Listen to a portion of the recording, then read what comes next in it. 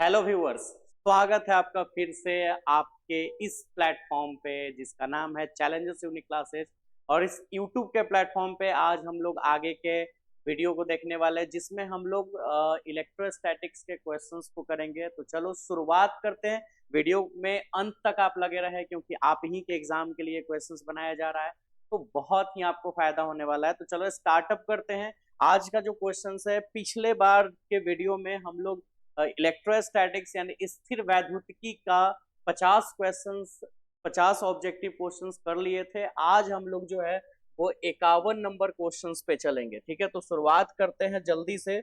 और आप लोग अपना कलम कॉपी निकाल लीजिए जिससे कि आपके लिए फायदा हो। 51 नंबर क्वेश्चंस, क्वेश्चंस नंबर 50। अब ये क्वेश्चंस क्या है ना, क्वेश्चंस है कि एसआई पद्धति, एप्सिलॉन एप्सिलॉन नॉट जो होता है, ठीक है, एप्सिलॉन नॉट, इसको यहाँ पे विद्युतशीलता नाम दिया गया है, विद्युतशीलता। ठीक है, हम इसको परावैद्युतता के नाम से भी जानते हैं, परावैद्युतता, है ना, परावैद्युतता के नाम से जानते हैं।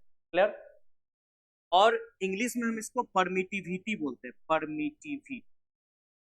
ठीक, जिसकी वैल्यू जो होती है वो होती है, कितनी होती है, 8.85 into 10 to the power -12 farad पर मीटर। ये इसकी यूनिट होती है, ऐसा यूनिट। और इसी फैराड पर मीटर को हम कूलम्ब स्क्वायर पर न्यूटन पर मीटर स्क्वायर का भी नाम दे सकते हैं। यानी इसकी दो ऐसा यूनिट होती है। अगर फैराड पर मीटर हो तो फैराड पर मीटर देंगे, या तो पर कूलम्ब स्क्वायर पर न्यूटन पर मीटर स्क्वायर। तो यहाँ पे जो ऑप्शन है वो बी मैच कर जाएगा।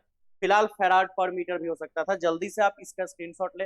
अब आगे बढ़े, ठीक है, हम लोग नेक्स्ट क्वेश्चन में चलते हैं। आप लोग वीडियो को पॉज करके हमेशा से स्क्रीनशॉट ले, और अब हम बार बार स्क्रीनशॉट के लिए नहीं बोल पाएंगे।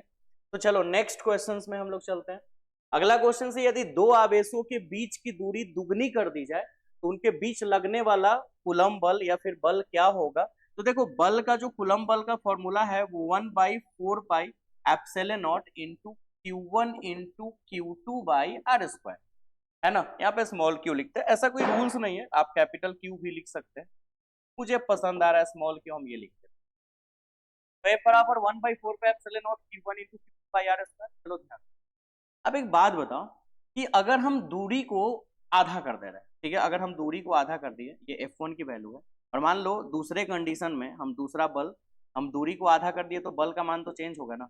तो Q1 इंटू Q2, और R को पहले से मैंने R न रख के R/2 कर, R/2। ठीक, तो ऐसे सिचुएशंस पे मैंने आधा कर दिया, आर को आर न करके R/2 कर दिया, तो R/2 का होल स्क्वायर हो जाएगा। ये दो का स्क्वायर 4 हो जाएगा, जिसको हम आगे कर देंगे। तो 1/4 पाई एप्सिलॉन नॉट, ये 4 ऊपर चला आया और बच गया Q1 इंटू Q2/r²। अब आप देखो, ये जो है वो F1 के बराबर है, तो हम इसके जगह F1 लिख सकते हैं। तो आपने यहाँ पे देखा क्या कि जो सेकंड आगे का जो बल है, जब ने आपने दूरी को आधा कर दिया तो उसके बाद का जो बल है वो पहले वाले बल का 4 गुना। तो आंसर जो है वो 4 गुना, यानी आंसर डी, है ना। चलो अब आप इसका स्क्रीनशॉट ले लो, है ना। मजेदार, आपको बहुत मजा आ रहा होगा। ये सब बहुत आसान क्वेश्चन है, और आपको याद भी नहीं करना होगा, सबसे बड़ी बात, क्योंकि क्वेश्चन सारा जो है वो हम आपको करके दे रहे हैं। तो सारा क्वेश्चन आप देखते जाओगे, आपको याद होते जाएगा। बस आपको नोट कर लेना, बस इतनी सी तो मेहनत आपको करनी होगी, और आपको नोट कर लेना, और बस आपका सारा थ्योरी कंप्लीट हो गया। तो ये जो आपका क्वेश्चन नंबर है वो 52 है। ठीक है, चलिए नेक्स्ट हम लोग 53 नंबर, 53 नंबर, ठीक, 53। हम आज से इसका पीडीएफ भी ग्रुप में डाल देंगे, ठीक है। तो चलो ये देखते हैं। पी आघूर्ण वाला एक विद्युतीय द्विध्रुव, पी आघूर्ण वाला एक विद्युतीय द्विध्रुव क्षेत्र ई के साथ 90 डिग्री का कोण बनाता है, तब इस पर बल आघूर्ण क्या होगा। अब देखो, बल आघूर्ण जो होता है, बल आघूर्ण, ठीक है, ये जो बल आघूर्ण है, जिसको हम लोग टॉर्क का भी नाम देते हैं। तो बल आघूर्ण जो होता है उसका सूत्र हमने पढ़ा था पी साइन थीटा, है ना। और यहाँ पे कह रहा है कि थीटा 90 डिग्री है, क्वेश्चन खुद कह रहा है। तो साइन 90 डिग्री, थीटा, थीटा के जगह पर 90 डिग्री, हम समझदार तो तुम लोग हो ही। तो थीटा का वैल्यू हमने 90 डिग्री रख दिया, साइन 90 का वैल्यू 1 होता है। तो फाइनली रिजल्ट जो है वो पी हो गया, पी। और पी कहीं ना कहीं तो ऑप्शन में मैच कर रहा है ना। तो ऑप्शन यहाँ पे मैच कर गया है ए, जो आंसर है वो आपका ए है। तो चलो अब ये क्वेश्चंस का भी आप स्क्रीनशॉट जल्दी से ले लो और हम लोग आगे बढ़े। 53 हो गया। क्वेश्चन नंबर 54, 54 नंबर पे फिर से वही क्वेश्चन जो पहला आज हमने किया विद्युतशीलता, और विद्युतशीलता को हम लोग परावैद्युतता भी बोल सकते हैं। और परावैद्युतता का एसआई मात्रक जल्दी से आप कमेंट करके बताओगे। अभी हमने फर्स्ट क्वेश्चन में बताया था 51 नंबर क्वेश्चन में। आप जल्दी से कमेंट करो एबीसीडी में कौन सा आंसर होगा फास्ट, 5 सेकंड के अंदर। टाइम आपका खत्म होने वाला है। 5 4 3 2 1। अब आंसर मिलाते हैं। आंसर देखते हैं किसका सही और किसके चेहरे पे स्माइल आता है। तो आंसर बी, फैराड पर मीटर, है ना। तो अब देखिए आप लोगों में से किनका सही आंसर। चलिए नेक्स्ट।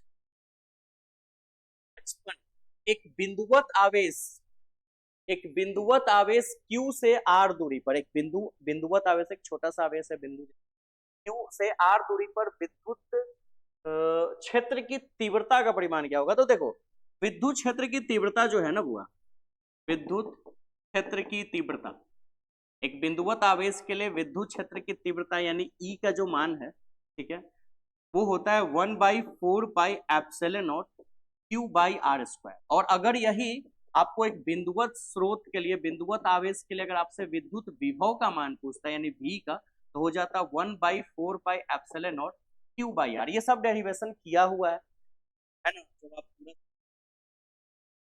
तो विद्युत क्षेत्र की तीव्रता Q/r² और वहां पे सिर्फ Q/r हो जाता है। तो आंसर जो है वो विद्युत क्षेत्र की तीव्रता के अकॉर्डिंग Q/r² हो गया, यानी ऑप्शन नंबर बी, है ना। और भी कहीं ऐसा कुछ नहीं है। तो 1/4πε0 Q/r। नेक्स्ट क्वेश्चन में चले हम लोग। अगला, ई तीव्रता के विद्युत क्षेत्र में द्विध्रुव आघूर्ण वाले विद्युत द्विध्रुव पर लगने वाला बल आघूर्ण क्या होगा। फिर से बल आघूर्ण पूछ रहे हैं, यानी टॉर्क का मान। आंसर आपको बताना है कि बल आघूर्ण और टॉर्क का सूत्र क्या है। अभी हमने क्वेश्चंस बनाया था इस पे, तो आपको बताना है कि बल आघूर्ण या टॉर्क का सूत्र इसमें से कौन सा है। ठीक है, वेट करते हैं आपका answer. A B C D में किस कौन सा आंसर आप डालने वाले हो, जल्दी से कमेंट बॉक्स में, लाइव चैट के कमेंट बॉक्स में आप आंसर डालिए, क्या आंसर होने वाला है। वेट कर रहे हैं हम आपके आंसर का, है ना। चलिए अब आंसर अब मिलाते हैं। तो टॉर्क जो है, टॉर्क यानी बल आघूर्ण का formula vector P cross vector, ठीक है, vector P cross vector E, ये होता है। ठीक है, तो चलो ये हो गया आपका आंसर। चलिए आगे। ठीक है, क्योंकि आपने पढ़ा था ना टॉर्क का फॉर्मूला जो होता है वो वेक्टर, अब sorry P sine theta, P sine theta cross के टर्म के लिए ही आता है ना। क्लियर है। चलो नेक्स्ट। ये केमा नंबर क्वेश्चंस था, पहले ये मेंशन कर ले। 55 क्वेश्चंस हो गया है, 56 नंबर ये क्वेश्चंस है। अब हम लोग 57 यानी 57 नंबर क्वेश्चंस चलते हैं। और क्वेश्चंस कह रहा है कि विद्युत तीव्रता की वीमा क्या है। वीमा, विद्युत तीव्रता की वीमा। चलो तो हम विद्युत तीव्रता या विद्युत क्षेत्र की तीव्रता भी बोल सकते हैं, विद्युत तीव्रता की वीमा। तो विद्युत तीव्रता होता क्या है, बल बटा परीक्षण आवेश, बल बटा परीक्षण आवेश। और बल की जो विमीय सूत्र होती है वो ml/t के पावर -2 होती है, सबको पता है। और परीक्षण आवेश AT या फिर IT भी लिख सकते हैं यहाँ पे, है ना। तो रिजल्ट आ जाएगा ml/t पर -3 और A पर -1, है ना। ये सॉल्व हो गए। या फिर हम इसको ऐसे भी लिख सकते हैं ml/t पर -3 और I पर -1। तो ऐसा ऑप्शन आपको सिलेक्ट कर लेना है, ml/t पर -3 और I पर -1, ml/t पर -3 I पर -1। और ऐसा ऑप्शन कोई मैच नहीं कर रहा है ml/t विद्युत तीव्रता का ऐसा ही मात्रक। तो यहाँ पे ऑप्शंस में कुछ फॉल्ट है। देखो यहाँ पे ml/t के पावर -3 है यहाँ, लेकिन गलती से 2 जगह t लिखा गया। अगर 2 जगह t होना था तो फिर इसको अरेंज करके एक ही बार में लिख देता t⁴ यानी बाई मिस्टेक यहाँ पे ये I था। ठीक है, यहाँ से गलती से इसने वो t लिख दिया है, तो ऑप्शन बी। ठीक, तो ये बी नंबर आंसर हो गया आपका। चले नेक्स्ट क्वेश्चंस पे, आपको स्क्रीनशॉट ले लेना फास्ट। 57 हो गया। 58 नंबर क्वेश्चन। 58 नंबर क्वेश्चन क्या है, चालक पदार्थ से बने असीमित आवेशित पतली चादर के सतह के निकट स्थित किसी विद्युत पर विद्युतीय क्षेत्र का मान क्या होता है। मतलब आपके पास एक पतला सा आवेशित चादर है और असीमित, मतलब अनंत लंबाई, अनंत चौड़ाई, मतलब असीमित, इसकी कोई सीमा नहीं है। बहुत बड़ा सा चादर है आपके पास। चादर जो है वो आयताकार या वर्गाकार रूप में हो सकता है। तो बहुत ज्यादा लंबाई, मतलब अनंत लंबाई और अनंत चौड़ाई की एक चादर है, वो आवेशित है, चार्ज किया हुआ है। तो उसके सतह पर स्थित उसके सतह के निकट, उसके सतह के नजदीक में आपको विद्युत क्षेत्र की तीव्रता का मान बताना है। याद करो गॉस के थ्योरम में हमने एक ऐसा डेरिवेशन किया था, इधर भी और इधर भी, और इसका रिजल्ट जो है वो ऐसे ई, फैक्टर ई और डी ए, याद होगा शायद आपको, और इधर भी फैक्टर ई और डी ए, ऐसा हमने किया। ठीक, तो यहाँ का जो टोटल फ्लक्स होता था, टोटल फ्लक्स हिंदी लिखते हैं यानी कुल फ्लक्स, कुल विद्युत फ्लक्स, और फ्लक्स की जो फॉर्मूला होती है वो E इंटू डी ए होती है, E इंटू डी। तो इस साइड का फ्लक्स हो गया ई डी ए, है ना, और उस साइड का भी फ्लक्स हो गया ई डी ए। तो टोटल जो फ्लक्स हुआ, ठीक, वो होता था 2E डी ए, क्या 2E, क्लियर। अच्छा, एंड ये हमको गॉस का प्रमेय लगाना है, गॉस का प्रमेय, एंड ठीक, गॉस के प्रमेय, गॉस का प्रमेय होता क्या है कि टोटल जो फ्लक्स होता है, टोटल फ्लक्स यानी कुल फ्लक्स, वो 1/एप्सिलॉन टाइम्स होता है टोटल चार्ज का, जो टोटल चार्ज वहां पे प्रेजेंट होता है सिस्टम में, टोटल चार्ज का। ठीक है, टोटल फ्लक्स न लिखकर सिर्फ फ्लक्स भी लिख सकते हैं, या total flux is equal to 1/एप्सिलॉन इंटू टोटल चार्ज।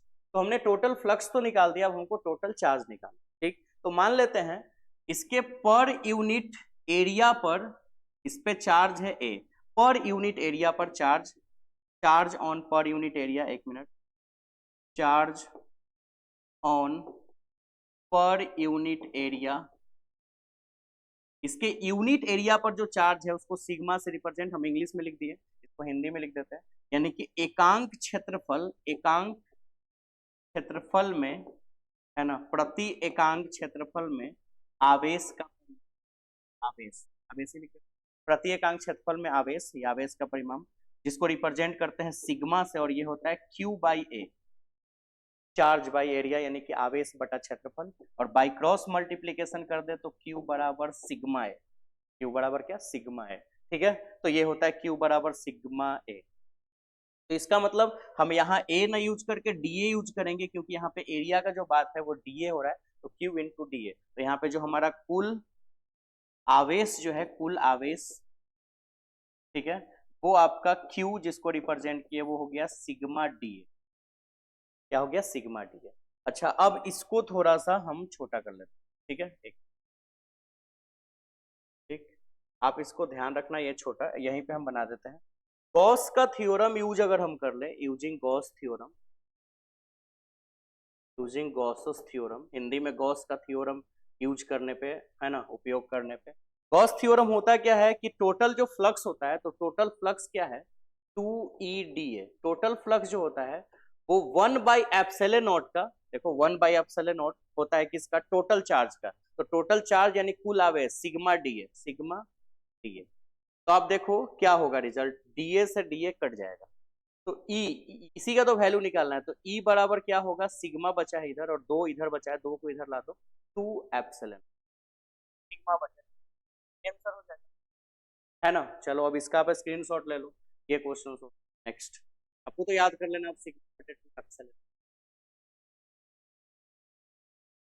अच्छा, अगर इसी में अगर कोई एक घन के लिए पूछ देता, या फिर किसी चालक के लिए अगर पूछ देता, विद्युत क्षेत्र की तीव्रता इसके सतह के निकट, ठीक है, तो इसमें इस तरह से फिगर बनाया गया था, ठीक है, ये आपका हो गया ई और इधर डी, ठीक। तो इस वाले के लिए जो आपका कुल फ्लक्स है, उसमें दोनों साइड था ना, यहाँ पे जो कुल फ्लक्स है वो E D A plus E D N होकर सिर्फ ई डी ए हो जाएगा, और यहाँ का जो कुल आवेश है, कुल आवेश आपने अभी निकाला था, कुल आवेश जो है Q बराबर सिग्मा इंटू डी ए हो जाएगा।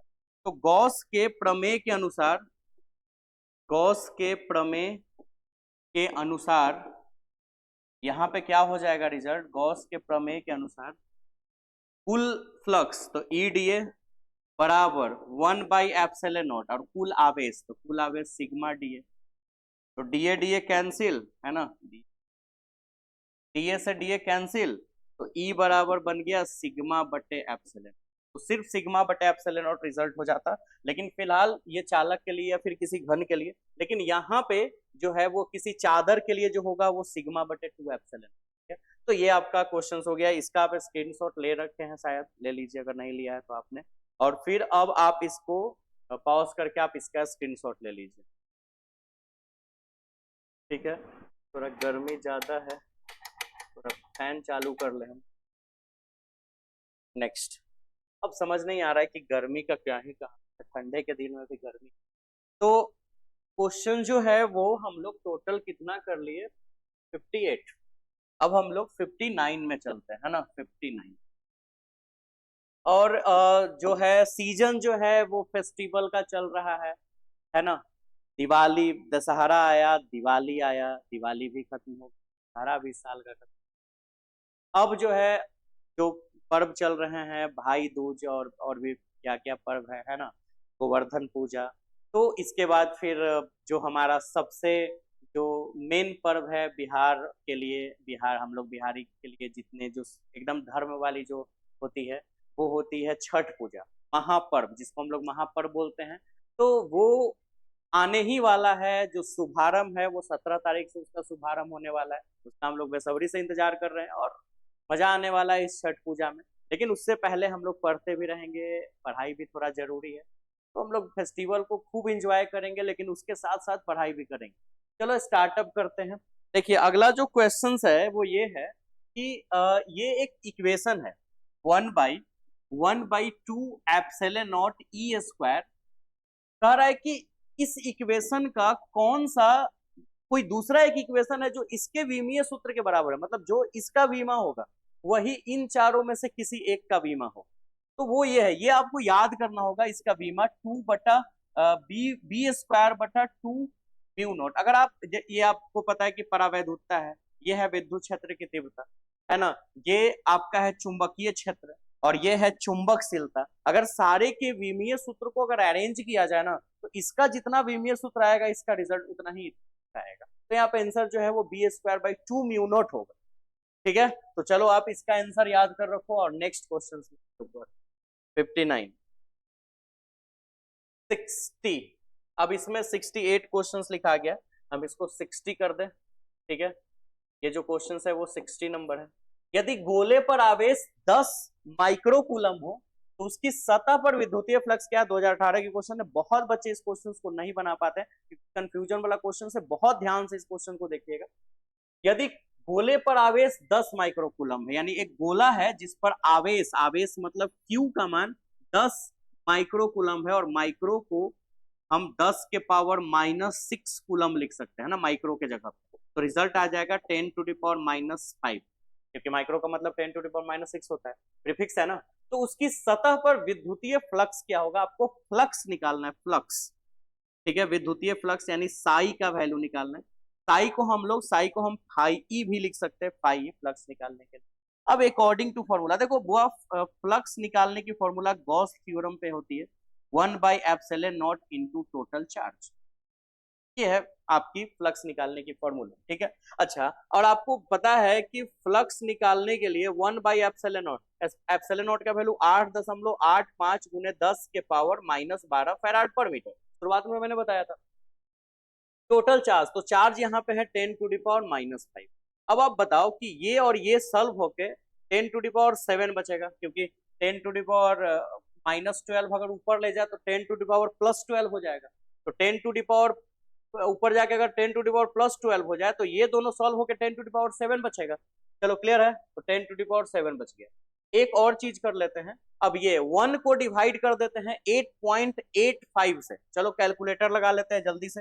1 को डिवाइड कर लेते हैं, एक मिनट, कहा गया ये 1 डिवाइडेड बाई 8.85, रिजल्ट आएगा 0.11299, है ना, 0.11299 इंटू 10⁻7। और इस वैल्यू को हम लोग ऐसे तो लिख ही सकते हैं ना, मोटा मोटी क्या लिख सकते हैं, इसको हम लोग ऐसा कर देते हैं, 0.11299 को 3 कर देते हैं, 299 को थोड़ा सा बढ़ा के 3, 10⁻7, ठीक है। एक और काम करते हैं, डेसिमल्स को अगर हटा दें, ठीक है, एक काम करते हैं, इसको आगे कर दे, एक डेसिमल अगर पीछे कर ले तो 1.13 है ना, और 10⁶ बच जाएगा, डेसिमल को इधर कर दे तो ये 10⁶ बचेगा।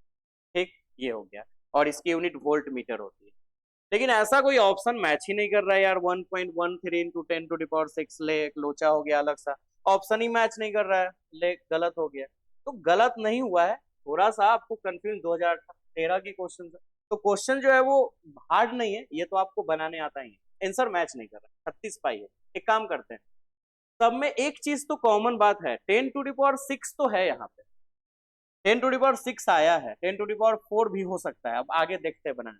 लेकिन कहीं भी क्वेश्चन में चारों ऑप्शन में 36 पाई है, और यहाँ पे पाई का कोई जिक्र नहीं। तो एक बात बताओ, 36 पाई का मतलब होता कितना है, ये चेक करो पहले।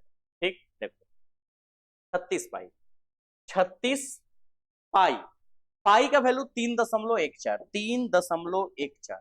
रिजल्ट बताओ, 36 × 3.14 कितना आ रहा है, 113.04, 113.04, यानी 36 पाई का मतलब होता है 113.04, लगभग लगभग 113 मान लेते हैं, है ना, 113.04 मतलब लगभग लगभग 113, तो 113 आ रहा है हमारे, नहीं, हम इसको 113 बनाने के लिए, 113 बनाने के लिए अगर इसका 2 जीरो इसमें डाल दें तो ये 113 हो जाएगा, लेकिन यहाँ 10⁴ बचेगा। क्या बच जाएगा, 10⁴। अब बताओ 113 × 10⁴, और 113 अभी आपने पता किया, 113 जो है वो 36 पाई के बराबर है, लगभग लगभग, तो हम इसको 36 पाई लिख सकते हैं। तो 36 पाई × 10⁴ वोल्ट मीटर, वोल्ट मीटर को हम न्यूटन, है ना, क्या उसका होता है, 1 मिनट, फ्लक्स का वही न्यूटन मीटर स्क्वायर, न्यूटन पर कूलम मीटर स्क्वायर, थोड़ा वहां पे लिखा है अलग रूप से, न्यूटन पर कूलम मीटर स्क्वायर, इसको हम ऐसे भी लिख सकते हैं, न्यूटन मीटर स्क्वायर पर कूलम। इसकी यूनिट वोल्ट मीटर भी हो सकती है, और न्यूटन मीटर पर कूलम भी, न्यूटन मीटर स्क्वायर पर कूलम, या न्यूटन पर कूलम मीटर स्क्वायर भी बोल सकते हैं। ठीक है, तो ये इसकी यूनिट होती है। तो ऑप्शन होगा 36 पाई × 10⁴, और आंसर मैच कर गया ए। ये आपका आंसर है ना, मजेदार क्वेश्चन।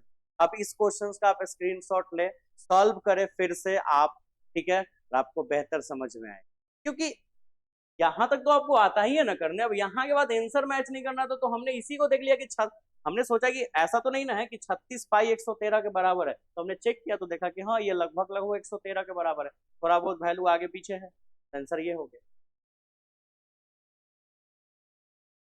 नेक्स्ट क्वेश्चन है 64, 64 को समरूप बिंदु है जिनमें प्रत्येक की धारिता 5 माइक्रोफैराड, यानी 64, 64 को समरूप बिंदु है, एक जैसा कोई बिंदु है 64 को, और उसकी धारिता है 5 माइक्रोफैराड, मतलब एक ड्रॉप है, और इसकी जो धारिता है वो है 5 माइक्रोफैराड।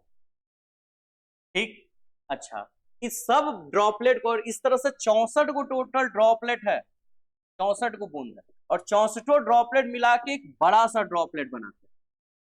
अब आपको बताना है कि इसकी धारिता क्या हो, अगर एक ड्रॉपलेट का 5 माइक्रोफैराड है, तो ये जो बड़ा ड्रॉपलेट 64 मिलके एक बड़ा सा ड्रॉपलेट अगर बना दिया, तो बड़ा ड्रॉपलेट की धारिता कितनी होगी, इसको C2 नाम देते हैं, ये निकालना है।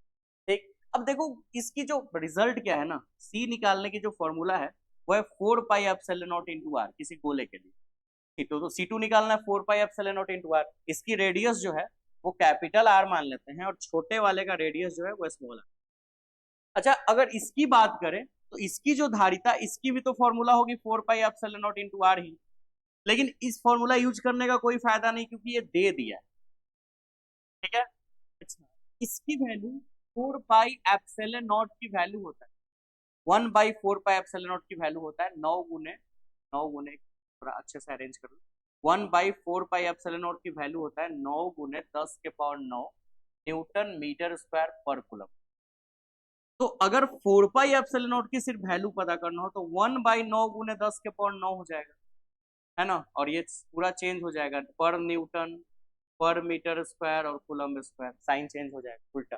तो इसकी वैल्यू तो मुझे पता है, नहीं, 1 इतना, लेकिन हमको आर नहीं पता है। अगर ये पता हो जाए ये, तो हम इसका भी धारिता निकाल लें, लेकिन निकाले कैसे, आर तो कहीं दिया नहीं। एक काम करते हैं, छोटा ड्रॉपलेट तो दिया है, तो छोटे बूंद का आयतन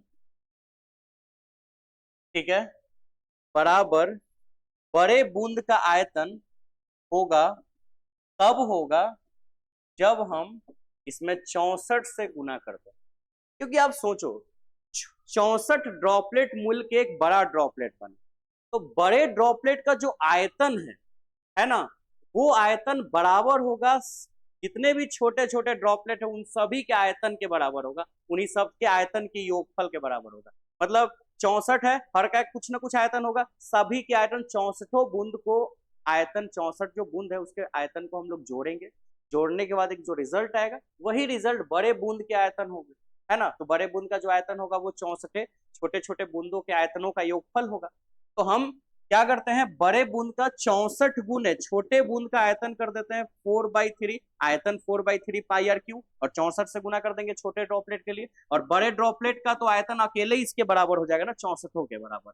तो 4/3 पाई आर कैपिटल क्यू हो जाएगा। यहाँ 4/3 पाई कट गया, नहीं कट गया, 4/3 पाई कट गया। अच्छा तो बचा क्या, कैपिटल आर क्यू को इधर लिख देते हैं और इधर बचा 64 गुने आर क्यू। हम इसको ऐसा कर सकते हैं, आर क्यू बराबर 4 चौको 16 चौको 64, यानी कि 4r का होल क्यू कर देते हैं, हो जाएगा 64 और आर क्यू, 3 कटा, आर बराबर 4r, है ना। इसका मतलब ये है कि हम 4 पाई एप्सिलॉन नॉट इनटू, इसका मतलब हम बोल सकते हैं बड़ा ड्रॉपलेट बड़ा बूंद का जो त्रिज्या है वो छोटे बूंद की त्रिज्या का 4 गुना, ठीक है। तो अभी देखो, तो 4 pi epsilon naught into R. अब एक बात बताओ, हम r को 4r लिख सकते हैं, 4r लिख सकते हैं 4r, क्योंकि आपने साबित किया। अच्छा, इस 4 को सबसे आगे कर देते हैं और लिख देते हैं 4 pi epsilon naught into R, और 4 pi epsilon naught into R जो था वो छोटा वाले बूंद का धारिता था, और इसकी वैल्यू क्वेश्चन दे दी थी 5 माइक्रोफैराड। इसका मतलब 4 का 4 रह गया और ये हो गया 5 माइक्रोफैराड। तो पंचों को 20 माइक्रोफैराड, यानी आंसर 20 माइक्रोफैराड। एक और चीज से सोच सकते थे कि अगर हमने देखा, आप फॉर्मूला पढ़े कैपेसिटेंस का 4 pi epsilon naught into R, इसका मतलब ये तो कांस्टेंट क्वांटिटी है, तो धारिता सीधे त्रिज्या का समानुपाती हो गया, तो त्रिज्या जितना गुना बढ़ेगा धारिता भी उतना गुना बढ़ जाएगा। तो आप यहाँ देखो, बड़े बूंद को जो त्रिज्या है वो छोटे बूंद का 4 गुना बढ़ गया, यानी छोटे बूंद का 4 गुना है, तो धारिता भी 4 गुना बढ़ जाएगा। तो छोटे बूंद का धारिता 5 माइक्रोफैराड था, तो बड़े बूंद का धारिता 4 गुना बढ़ जाएगा, तो पंचों को 20 गुना हो जाएगा, यानी 20 माइक्रोफैराड बी आंसर, है ना। तो आयतन का खेल था यहाँ पे। चलिए नेक्स्ट। अच्छा अगला क्वेश्चन, एक खोखले गोले की त्रिज्या यदि r मीटर है, अगर एक खोखला गोला है जिसकी त्रिज्या r मीटर है तथा उस पर आवेश q कूलम है, मतलब एक खोखला गोला बना लो जिसकी त्रिज्या जो है वो r है और उस पर आवेश q है, मतलब इस पर q आवेश q कूलम आवेश दे दिया गया है, ठीक। उसके केंद्र पर विद्युत विभव क्या होगा, ध्यान देना, केंद्र पर विद्युत विभव का मान, तो केंद्र पर विद्युत विभव का मान 0 होगा। या आप ये पढ़े थे कि किसी भी गोल चालक पे, गोलीय चालक के केंद्र पर जो विद्युत आवेश का मान होता है वो 0 होता है, क्योंकि आवेश जो होता है, विभव जो होता है वो डिपेंड करता है 1/4 पे epsilon not q by r पे, मतलब कुल मिला के q पे डिपेंड करता है, आवेश पे। और हमने आवेश तो इस सतह पे दिया है, आवेश तो अंदर में है नहीं, तो आवेश का वैल्यू जो है वो सतह के अंदर 0 है केंद्र पर, तो केंद्र पे जब आवेश 0 है तो विभव भी 0 होगा। लेकिन ये चीज विद्युत क्षेत्र की तीव्रता के साथ नहीं होता है, विद्युत क्षेत्र की तीव्रता में आवेश विद्युत क्षेत्र की तीव्रता का मान केंद्र पे 0 नहीं होता, लेकिन विद्युत विभव का मान केंद्र पे 0 होता है। तो किसी गोलीय खोखले गोलीय चालक के केंद्र पर जो विद्युत विभव का मान है वो 0 होगा, तो आंसर ए, ठीक है। चलिए अब आप इसका स्क्रीनशॉट ले लीजिए, और फिलहाल आज के लिए हम लोग इतना ही कोशिश करते हैं, काफी 12 से 15 क्वेश्चन हो चुके हैं, काफी अच्छा रहेगा आप लोग डेली पढ़े, मन लगा के पढ़े, खूब मेहनत करें, वीडियो को थोड़ा शेयर कर दे, लाइक भी करें, कमेंट बॉक्स में कमेंट करें, और फिर मेरा कॉन्फिडेंस आप बढ़ाते रहिए और हम आपके लिए और भी बढ़िया से बढ़िया कंटेंट लेकर आएंगे। चलो मिलते हैं हम लोग नेक्स्ट वीडियो में इसी उमंग के साथ, तब तक अपना ख्याल रखें, ठीक है, बाय बाय।